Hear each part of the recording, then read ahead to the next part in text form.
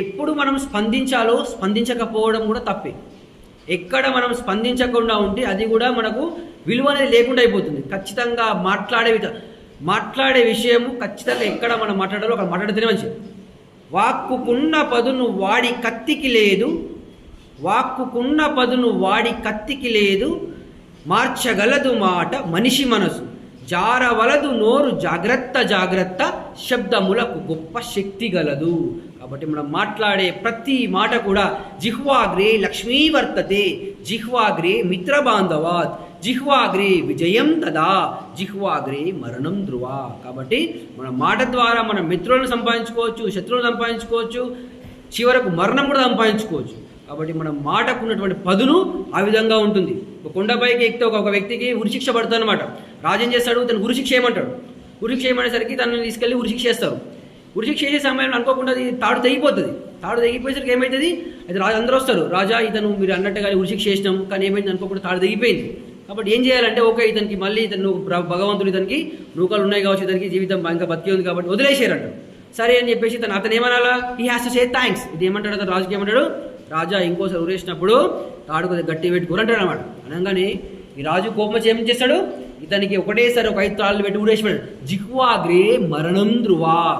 నాలుక ద్వారా మనం మరణాన్ని కూడా కొనుక్కోవచ్చు. కాబట్టి నాలుకను మనం ఎంత పదునుగా మనం అందుకే జిహ్వాగ్రే లక్ష్మీ వర్తతే, జిహ్వాగ్రే మిత్రబాంధవాత్, జిహ్వాగ్రే విజయం తదా, జిహ్వాగ్రే మరణం ధ్రువ. కాబట్టి మన యొక్క మాటను ఎంత పదునుగా మాట్లాడుకుంటామో అప్పుడే మనము జీవితంలో ఎదుగుదల ఉంటుంది.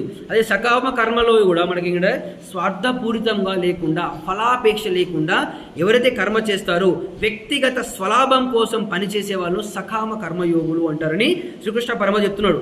అంతేకాకుండా అనుకున్న ఫలితాలు రాకపోతే బాధపడడం, అసంతృప్తిగా ఉండడం, దాన ధర్మాలు చేసి తక్కువ దానాలు చేసి ఎక్కువగా ప్రచారం చేయడము ఈ యొక్క మనకు సకామ కర్మయోగులు కిందకు వస్తారు.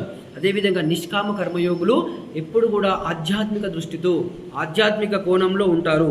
భగవంతుని పట్ల నిజంగా భగవంతుని యొక్క ప్రచారం చేయాలి, చేసే కర్మను భగవంతుని యొక్క కర్మను మనము ప్రచారం చేయాలి అనే ఉద్దేశంతో శ్రీకృష్ణ పరమాత్ముని కోసమని ప్రతి ఒక్కరు కూడా నిష్కామ కర్మ చేసేవాళ్ళు ఖచ్చితంగా వాళ్ళకు మోక్షానికి వెళ్ళే అవకాశం ఉందని చెప్తున్నాడు. అసలు స్వర్గం అంటే ఏంటిది అంటే మనము స్వర్గం అనేది తాత్కాలికం, మోక్షం అనేది శాశ్వతమైనది. పునర్జన్మ లేకుండా ఉండేదాన్ని మనం ఏమంటామంటే మోక్షం అంటాం. ఇంద్రుని యొక్క రాజ్యం స్వర్గం, అనంతమైన సుఖ సంతోషాలు ఉంటాయి అక్కడ. సత్కర్మల ఫలితంగా పుణ్యకర్మలు చేసే ద్వారా మనకు సకర్మలు చేసిన వారు పుణ్యకార్యాలు చేస్తూ ఎవరైతే అనవసరంగా భక్తి కార్యాలను భక్తితో ఎవరైతే భగవంతుణ్ణి నిజంగా ధ్యానిస్తారో వాళ్ళ యొక్క జన్మ అనేది నిజంగా మారుతుంది. కాబట్టి వాళ్ళే మనకు మోక్షానికి దారి అనేది, మోక్షానికి మనం వెళ్ళడానికి ఆస్కారం ఉంది అని శ్రీకృష్ణ పరమాత్మ మనకు చెప్తున్నాడు. కాబట్టి శ్రీకృష్ణ పరమాత్మ చెప్పినట్టుగా మనము నిష్కామ కర్మ చేద్దామా, సకామ కర్మ చేద్దామా. నిష్కామ కర్మ చేస్తే మనకు మోక్షం వస్తుంది, సకామ కర్మ చేస్తే స్వర్గం వస్తుంది. మరి ఎప్పుడు కూడా ఇంకొకరిని మోసం చేయాలి, ఎవరైతే ఇంకొకరి కించపరచాలి ఎప్పుడు కూడా అనే వాళ్ళకు కీటక బుద్ధి అని వస్తుంది. కీటక తక్కువ కాలంలోనే వ్యవధి. కీటకాలు ఎన్ని రోజులు పడుతుంది కావాలి, ఒక 5 days 10 days మాక్సిమం 2 రోజులు పడుతుంది. వాళ్ళకి కీటక జన్మ అనేది వస్తుంది అన్నమాట. కాబట్టి జంతువునాం నరజన్మ దుర్లభం అంటాం. అంటే జన్మానాం నరజన్మ దుర్లభం.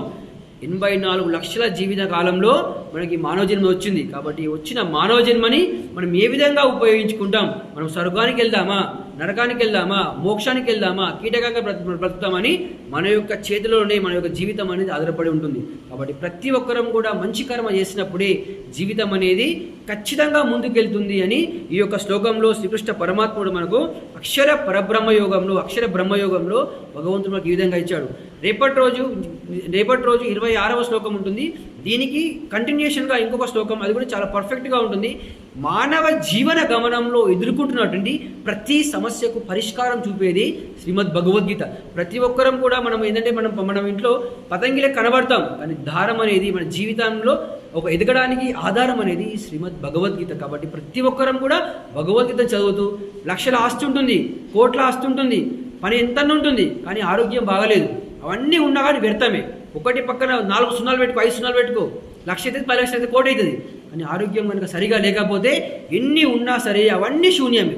కాబట్టి ప్రతిరోజు యోగం చేస్తూ, ధ్యానం చేస్తూ, కఠోర తపస్సులు చేస్తూ, నిజంగా మనకు అంత కఠోర తపస్సు చేసినటువంటి వ్యక్తులు మన యోగా ద్వారా, ధ్యానం ద్వారా నిజంగా జీవితాన్ని మనం మార్చడానికి అనుగుణంగా ఉన్నటువంటి ప్రతి ఒక్కరం కూడా మనం కూడా యోగా కొద్దాం, మన ఇంట్లో ఫ్యామిలీ వాళ్ళకి చెప్దాం, పక్క వాళ్ళకి చెప్దాం.